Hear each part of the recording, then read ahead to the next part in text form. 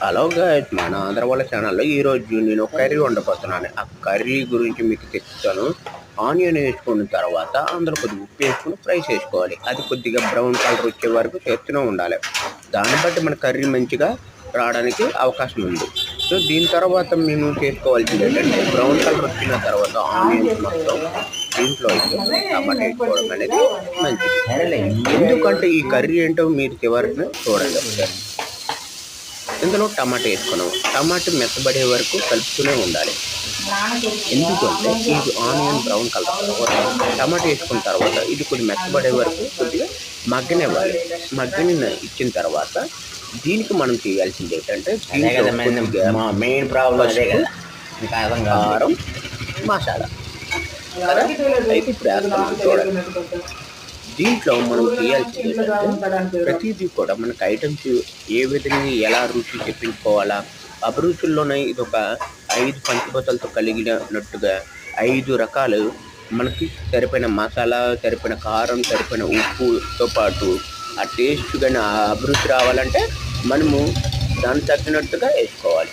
So నేను ఈరోజు ఏంటంటే పసుపు వేయిపోతున్నాను. పసుపు అనేది ఏంటంటే యాంటీబయాటిక్ కోసం, ఓకేనా.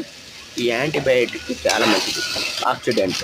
ఇది కారం అనేది ఏంటంటే ఆక్సిడెంట్, అంటే మన శరీరం చాలా మంచిది. తర్వాత ధనియా పౌడర్. ఈ ధనియా పౌడర్ కూరని మరి రుచి తెప్పించుకోవడమే కాదు, మన హెల్త్ పరంగా ఏవైనా ఒక ఇన్ఫెక్షన్ కానీ ఏవైనా పొట్ల పురుగులు కానీ ఏమైనా ఉన్నట్టయితే తొలగింపు చేస్తాయి. సో ధనియా పౌడర్ వాడతారు ప్రతి కర్రీలో కాదు, ప్రతి మెడిసిన్ అన్నమాట అవన్నీ. దీని తర్వాత అంతా కర్రీ అయిపోయిన తర్వాత దీంట్లో మనం వేయాల్సింది ఏంటంటే, మంచిగా ఆనియన్ ఫ్రై, టమాటా ఫ్రై అయిపోయిన తర్వాత దీంట్లో కోడిగుడ్లు వేసుకోవాలి. కోడిగుడ్డు అంటే ఏంటి?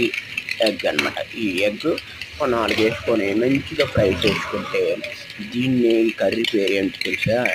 ఒక కర్రీ పేరు మీకు తెలిసినట్టయితే నాకు కామెంట్లో పెట్టండి, ఓకేనా. నేనైతే మీరు కామెంట్లో పెట్టినా పెట్టకపోయినా నేనైతే చెప్పాల్సింది ఒకటి ఉంది కదా, అదేమి లేదు. దీన్ని ఎగ్ బుజ్జి అంటారు, లేదా కోడిగుడ్డు బుజ్జి అంటారు. అంటే ఇది ఒక మంచి రెసిపీ అనమాట. అంటే సింపుల్గా ఆమ్లెట్ అంటే ఒక గుడ్డుతోనే అయిపోతుంది. ఇది అనుకో ఒక 5-6 కలిగిగా నైట్ అనమాట. ఈ ఫ్యామిలీకి కానీ బ్యాచిలర్కి మంచి ట్రిక్ అనమాట. ఇది ఎలాంటి కర్రీస్ చాలా సింపుల్ అనమాట. ఇది నేను కూడా 5 నిమిషాలు 6 నిమిషాలు కాదండి, 3 నిమిషాల్లో నేను చేసి చెప్తున్నాను మీకు. ఈ కర్రీ ఇలాగ వండుకోండి, చాలా బాగుంటుంది. చాలా అంటే దీంతో కాంబినేషన్ చింతపండు చారు కానీ, పప్పు చారు కానీ, అన్నం ఇవన్నీ కలుపుకొని దీంతో పాటు తిన్నట్టయితే ఈ అభిరుచి మామూలుగా ఉంటుంది. సో మన ఆంధ్ర వాళ్ళ ఛానల్కి సబ్స్క్రైబ్ చేసుకోండి ఫ్రెండ్స్.